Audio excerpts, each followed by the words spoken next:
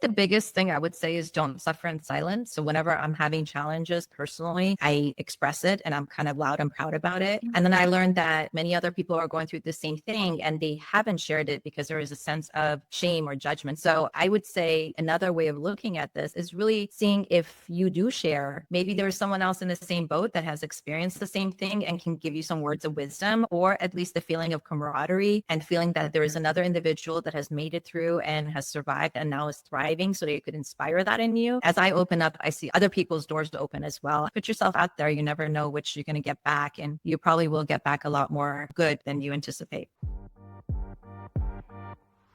Welcome to the Secrets to Abundant Living podcast. Your guide on this journey is Amy Sylvis, ready to unlock the keys to a life of true abundance. We're diving into everything from financial freedom and optimal health to meaningful relationships, geographic freedom, and everything in between. It's about creating a life rich in experiences, purpose, and joy.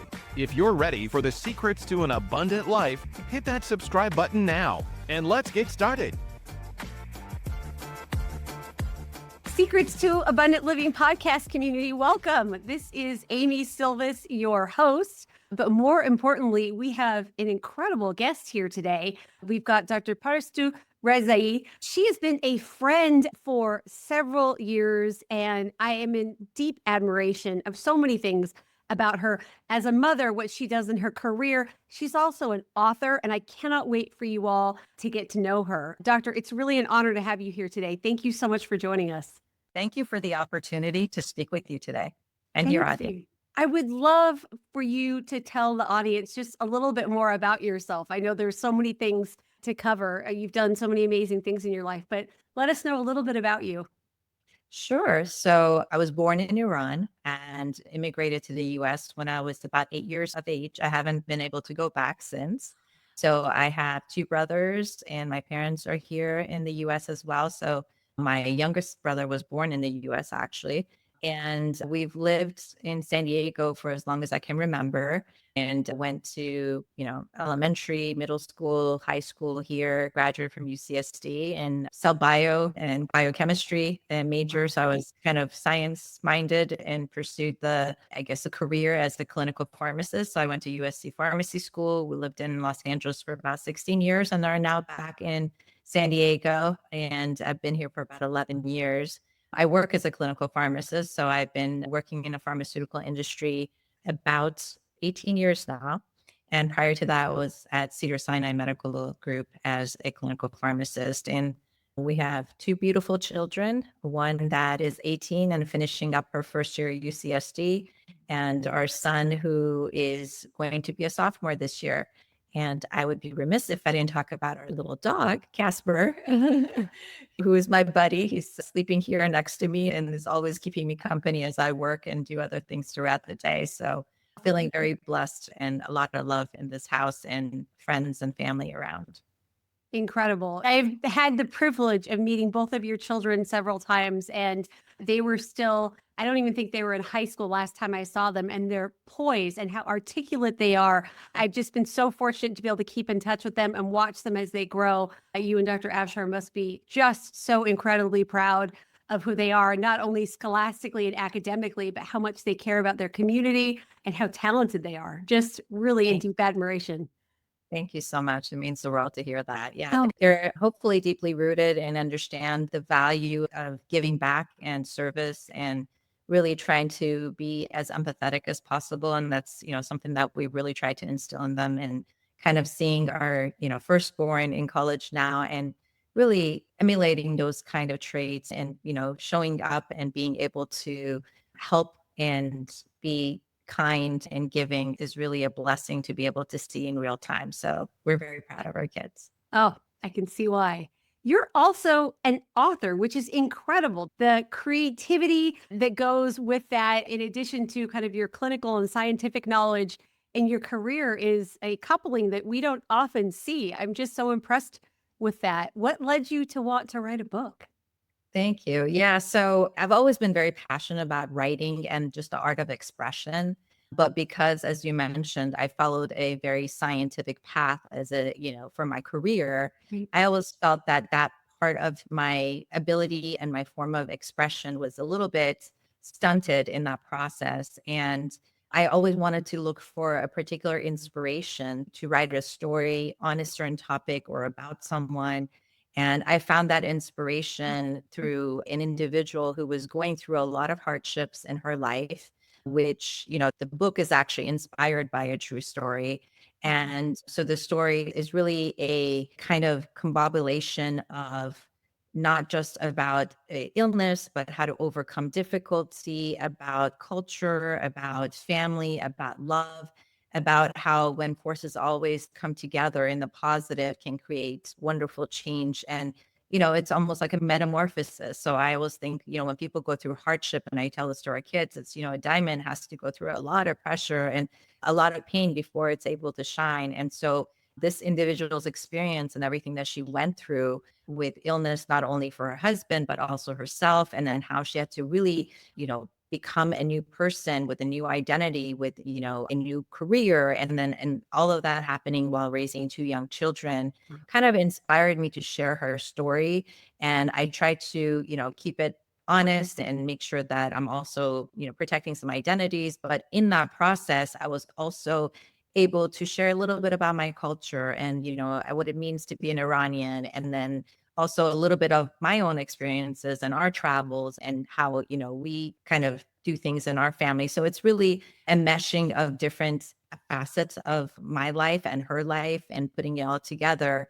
And it's really trying to instill hope and trying to show how human beings are very, very versatile and they can overcome so many hardships, and that even when it's very difficult, things can turn out for the best only if we have the right mindset and the perseverance. And literally it's called Remembering Hope, and that's how I titled the book. And in Farsi we have a name called Omid, which is a male's name, which is hope.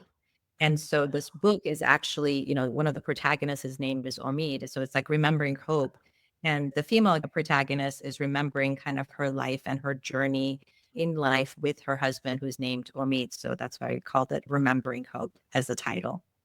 Incredible. Incredible. Yeah, I heard the title and it made me think of also maybe this meaning of hope isn't necessarily something that we have to find, but it's already within us. And so this kind of throwback to remembering it and the strength that is within. I don't want to put words in your mouth, but that's kind of the first thing that came to mind. Wow, what an incredible story. I think most Americans that were just born here by chance can't fathom what it must be like to pick up and move across the world to a different culture with a different language, form a whole new community in a strange land, let alone, then deal with, as you mentioned, illness of a loved one and caretaking while still having to just take care of the everyday tasks of life.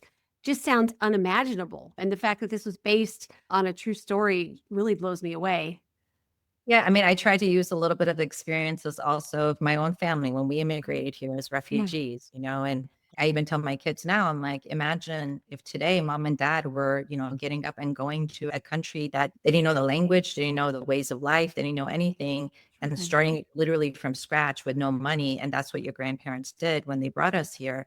So there's a deeper level of appreciation and being grateful for what they sacrificed, coming here. Right. And trying to look at the world through their lens as I was writing this book was really trying to think of all the nuances and the things that are so different here as a culture, as a way of life, and how they had to adjust and make sure that, not only did they stay afloat, but they made sure that their kids were, being taken care of and were able to assimilate while still retaining their own cultural heritage. So that's, marrying those two things together is a very, very difficult task to do, as I am learning as a mother, where I'm trying to instill that heritage with our kids, with keeping the language and the culture alive while they're growing up here and seeing the beauty in that. My mom would always say, I don't want you to say you're fully Iranian or fully American. I want you to take all the good from each culture and bring it together and really combine those two to make sure that you hold yourself to that deeper way of culture and understanding and living, so that you can get both benefits from both of those different, I guess, regions. of life. And so I think it's a beautiful thing and it should be celebrated. Us having differences can be very beautiful because we learn from each other and we Oh, yeah. grow. We celebrate, when we came here, we celebrate still today the Persian New Year, with the equinox, and we celebrate Christmas and we celebrate, I always tease my friends, I'm like, give me a reason to celebrate. I'll celebrate it, whether it's religious, whether it's cultural, just give me a reason for us to be grateful and just making that fabric of life even more fruitful and colorful as we kind of navigate through life is something that I really, really cherish. Oh, that is, we'd be fools not to cherish the diversity, as you mentioned, of being able to meet people from all over the world with different customs, language, cultures, traditions, right in our own backyard. You and I both live in California, and I think that is so incredibly special. And the fact that you're carrying that on with your children as well, that history, like you said, of what their grandparents went through, what you all went through to make sure that I don't want to put words in your mouth, but they're not, they don't forget that history. They're American, of course, they were born here, but they have a rich tradition of a proud culture that stems thousands of years that they should be knowledgeable about and carry with them as well, because that's what makes them, right?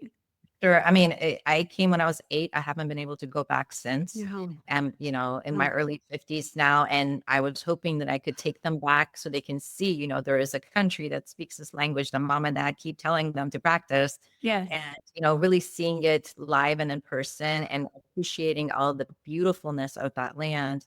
And until that day comes, they're going to have to just kind of see pictures and videos and listen to stories of grandparents and friends and their memories of it. And hopefully, be still proud of where their roots lie. And at the same time, really, really cherish the fact that they're in a country where they have so much freedoms and so many opportunities that they wouldn't have in other places. So I think it's a really perfect marriage of both worlds. And they're very, very blessed, in my opinion, as I remind them every day, as we were, to be able to have this beautiful fabric in front of us that we're living every day, and then being able to pass that on and pay it forward. We have a lot of immigrants that have come, in Southern California, especially. And there was recently a big influx of the Afghan community that came to San Diego. And so when the opportunity presented itself, I was telling our daughter, I'm like, we need to go and help out because these are the same refugees that we used to be. Your mom came and she had no idea what's going on. And Right. because the language is very similar in Afghanistan Oh, and Iran, we were able to actually speak to them in Farsi. They were able to understand.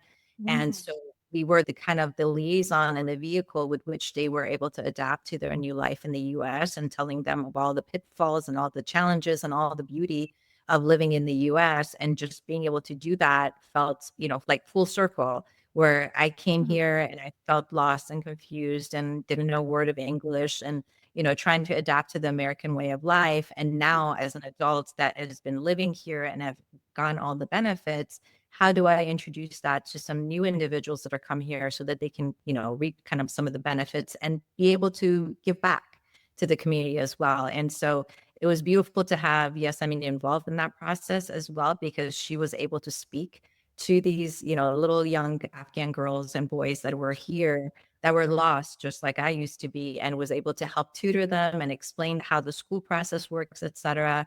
So I think that really helps fulfill aspect of our life and feeling that, we're able to contribute to the community, we're able to contribute to this fabric. And it felt very complete at the point that we were involved in that. Oh, I love that word complete. That what a perfect word. I hadn't really thought of that when you mentioned kind of the full circle moment, but that we talk about abundance on this podcast and you've clearly illustrated, how you teach that to your children, how you live that in your life. And it just really brings forward to me that often in American culture, I'm curious if this resonates with you as well. The thought of abundance is how can I get? What do I need? What can come to me? But what you're clearly showing, both in your book, but also in how you live life, is what if abundance is what we're able to give? What if we're happiest and feel most fulfilled when we're helping others, maybe that are in the same situation where we used to be, or utilizing the resources that we've been blessed with to care for others and pay it forward?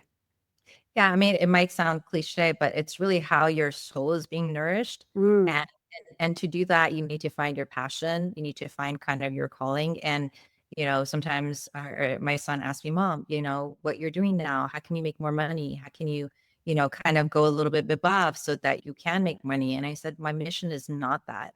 I make enough to be comfortable, but I know if I were to, be the top in my company, I wouldn't get as much fulfillment and happiness versus the time that I have left after my work or during my off time where I'm giving to someone and making them feel better, making them feel, that they are loved and appreciated, and I can give some type of act of service to them. That's what's nourishing me. That's what's motivating me. And so because it is my passion, that's what I continue to pursue. Because if I was pursuing other things that didn't nourish my soul and make me happy or, make me proud of who I am and the legacy I want to leave behind, Yes. then I wouldn't be true to myself. And in the end, I wouldn't be feeling fulfilled.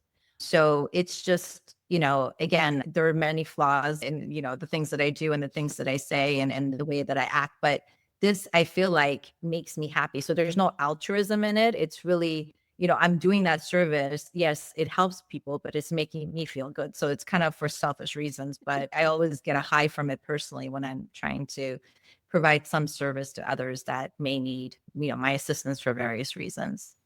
It's almost like we were designed to be happiest when we're caring and giving to others, right? Yeah.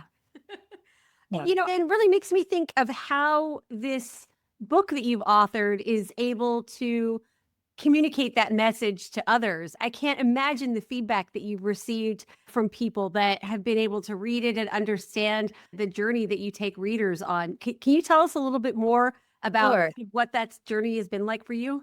Yeah. So just to give you a brief synopsis, I mean, it's basically Bahar, who's a woman that has been married for some time, has two children. Mhm. She has a husband that is ill with glioblastoma, which is a type of brain cancer. And as he is kind of going through the treatment process and has a very poor prognosis, she finds out she has breast cancer. And in that process, they find out, there's a lot of financial issues that she wasn't aware of that now she has to confront.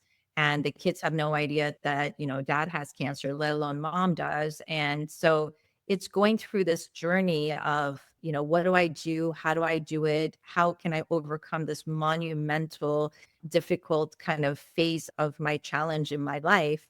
And the story is really like, who is coming to help? In this situation, look for the helpers kind of thing.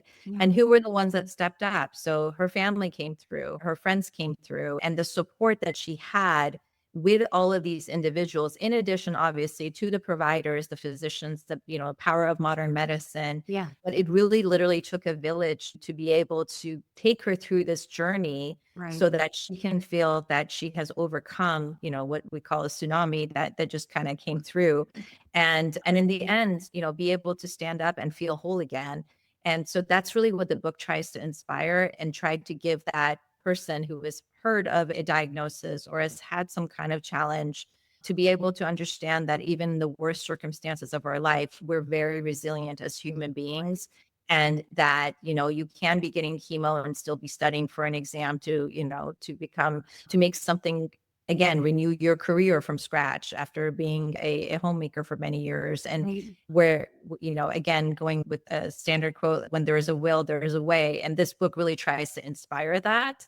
And this is truly what really happened in real life, where, my friend really went through this journey and she's thankfully now healthy and well, and her children are all grown and everybody's whole. And yes, a lot of scars everywhere, because it's natural, but she's a survivor and we all are, I think, in our own way, maybe not dealing with cancer, but, dealing with some hardship. And Right. when you know that others are going through similar circumstances and hardships, I think that's when you realize that you're not alone. Yeah. And not feeling alone is very, very important because you feel like you're not an anomaly, but you're part of an entity that suffers together and survives together and celebrates that survival together. Right. And that's really what the whole message of this book has been. And that's the kind of, the first time I remember someone told me, I read your book and I cried from joy and I cried from sadness. And I don't know how I did both of that at the same time.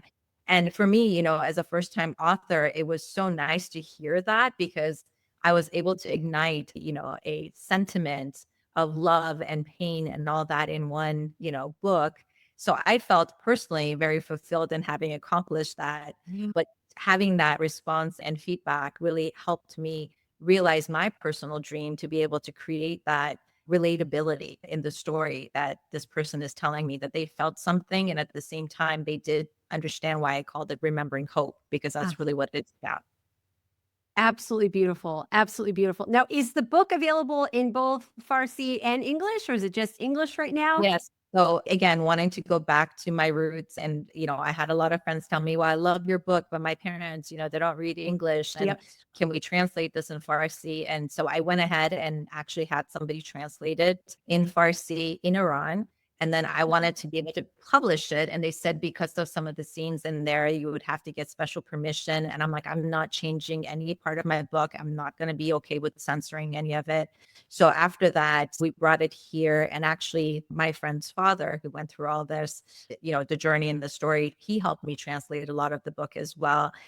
And then I had other friends. So a lot of people came through to help me make this book relatable. And so now I have the book in English, and I have it in audiobook format in English as well. And then I have it in Farsi print as well as audiobook in Farsi. So I feel like my mission is complete in trying to bring this all available in different formats and accessibility for a lot of different audience members. And I created a website, my first name, Parastoo, and my last name, Rezai.com, where you can get all of that to be able to order it if it's something that people want to explore and see what the story is about. And I would love to hear any feedback that anyone has to give, because really that for me is the language that I can relate to and understand how I could improve, and, how it touched them, why it touched them. We've had some book clubs where people have, sat and talked about the book and tried to kind of dig a little deeper and understand the meanings behind certain things that happen and how it's relatable in their own life. And I think that's a beautiful way of striking up a conversation. That's incredible. Oh, I love that there's audiobook as well. And you mentioned kind of the accessibility, right? Whether, folks need to hear it audibly, or they're English speakers or Farsi speakers, that really lights me up. Have you heard of any instances where maybe people living in Iran have been able to enjoy the book, or is there a pretty big kind of wall around So, it? yeah, I haven't. I mean, other than, sending copies to just kind of close family members and Yeah. friends in Iran who have read it. And I remember my cousin, who I saw again like 42 years ago, I sent him the book and he read it. He's like, don't you dare send me these kind of books anymore, because I miss you and I want to sit down and talk to you about Oh, it. And, gosh. I feel like I connect with you, but you're thousands of miles away. And Mm, that was kind of the response that he gave me in terms wow. of the feedback. But because there's so much restriction there, and there is no Amazon there or any other Right. platform that you can have kind of commerce back and forth, and there are sanctions. So if anything was to be sent there, there would be sanctions. So it's been very complicated. And like I said, even Mm, if it becomes available there, it has to get the seal approval from the current government, which I'm not willing to get, yeah. because I just, I believe writing is an art form and a form of free expression, and no one Yes. should dictate what you can and cannot say. So, again, some of the things that I'm appreciative of living here is being able to express what I want to express in my voice and the way I want to. And hopefully one day we'll have a free Iran and we'll be able to, celebrate that and many more stories. And maybe by that time, I'll be inspired to write another story of how we were able to make the journey back home and Oh. see their relatives, which we haven't seen for many, many years, unfortunately. Ugh, I can't imagine. That was going to be my next statement. Was I will hope and pray that one day you'll be able to do a book signing in Iran and you can be celebrated there. And of course, as you said, visit family and see the beautiful sights and sounds of the incredible country that you haven't been able to go to in so long. Hopefully that's on the horizon, God willing. Hopefully. Yeah, we were planning on maybe doing a Dubai trip in February, where my dad, who's turning 88 tomorrow, I was going to take him back there and have my aunt, who's also in her mid 80s, to kind of see each other, because through Right. these years, many of their brothers and sisters have passed on. Mm, And so we're like, let's create an opportunity for them to see and our cousins to get together, and then the right. war. And so that plan got, kind of put to the wayside. And so hopefully, we'll be one day able to reunite under the right circumstances. Yes. And if we don't, then, through our children, hopefully the stories live on and we can continue to celebrate all that life has given us being here, and also for my loved ones that are back in Iran as well. Yes. You teased us a couple minutes ago about mention of a second book. That was going to be my final question. Is there I understand maybe another book when I'm going to speak it into existence. You all get to reunite and go back to Iran. But in the meantime, are there any thoughts of any other books that you might write for us to be able to enjoy? So I've been teasing a few ideas in terms Okay. of, what the topic would be. For me, it has to be one that hits me, close to my heart and feel like it's a story to be told. And it's someone that needs to just have the voice through a pen to have their story shared. So that's what really inspires me. And that's what inspired me to write the first one. So there are a few stories that I've heard that, have compelled me to pick up the pen and kind of renew my energy in that, but it hasn't come to full fruition yet. As soon as it does, you'll be the first to know. And, it is a labor of love. It takes, Oh, it's not my full-time job. And it does take a lot of vulnerability, I would say, to of course. share your voice because, I think it went through 16 different renditions and edits Mm, before it was published. And I had to give it to so many people and had to welcome the critique yeah. with open arms. And, not having been classically trained as a writer, it was a very humbling experience. And for me to, go through that process, I think now is a little bit easier because I know that, once you give birth to one child, the second one, you kind of know what to expect. Yeah. Now it's just a matter of inspiration and time to put into a second book so that I can hopefully, do it justice and bring something that's of value that will inspire in a different way. So I don't want to mimic what I had in the past, but come up with Right. something that's a little bit more unique, but still working on it. So TBD. Okay. All right. That's a great teaser. I appreciate that. Any last words? Well, you've given us so much here, but I'm thinking about the person that maybe feels part of their story that they see in Remembering Hope, or maybe they resonate with some things that you've spoken about here on this episode today. Any words of encouragement or final words of wisdom to leave with our listeners right now? I think the biggest thing I would say is don't suffer in silence. And, that's been something that I've seen resonate more and more with the more people I talk and speak with. So whenever I'm having challenges personally, I express it and I'm kind of loud and proud about it. And then I learned that many other people are going through the same thing and they haven't shared it because there is a sense of shame or, feeling of maybe if I express that I'm having anxiety or if I'm feeling vulnerable or if I'm having challenges with my work or my personal life, then I'm kind of putting myself out there and I'm available for kind of criticism or attack or Right. judgment. And so I would say another way of looking at this is really seeing if you do share. Maybe there's someone else in the same boat that has experienced the same thing and can give you some words of wisdom or at least a feeling of camaraderie and feeling that there is another individual that has made it through and has survived and now is thriving so they could inspire that in you. So I think, let go of that fear of failure, let go of that fear of undersharing or oversharing, I should say. Yeah. And, make yourself vulnerable because chances are a lot of people are going through similar suffering or a different level of suffering that you didn't know about. And you can learn from each other. And I've really learned to embrace that as I get older. I think as when I was younger, there was a lot more of lack of confidence and Yeah. feeling, of maybe people are going to judge me.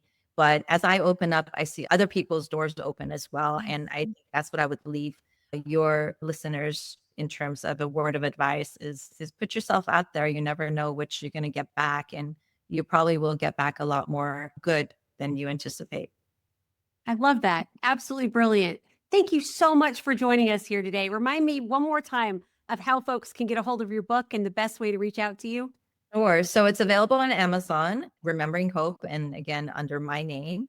And if you want to see all the different versions that are available, if you want the copy in Farsi, if you want to see where the audiobook is, etc., you can go under my website. So www.parastoo.com. And you can access it through all the different mediums and channels through that website as well. Perfect. We'll make sure to put that in the show notes. Some of our listeners are multitasking, so we Yes. want to make sure they can access it easily in the show notes. Thank you again, Parastoo. This is so lovely to have you today, and I have a feeling we're going to have you back on soon, maybe with another book at one point. But I'm just going to speak that into existence. Thanks again. Thanks for having me. It's been a pleasure. Thanks, everyone. Make sure to reach out and buy the book, and we look forward to seeing you on the next episode. Bye for now. Thank you for joining us on another episode of the Secrets to Abundant Living podcast. We hope you found inspiration and valuable insights that will empower you on your journey towards abundance. If you enjoyed today's episode, don't forget to subscribe, rate, and leave a review. Your feedback means the world to us, and it helps others discover the secrets to an abundant life too. Stay connected with us on LinkedIn, Amy Sylvis. Keep striving for your goals, nurturing your relationships, and embracing the adventure that is life. Until next time, we wish you an abundantly fulfilling day.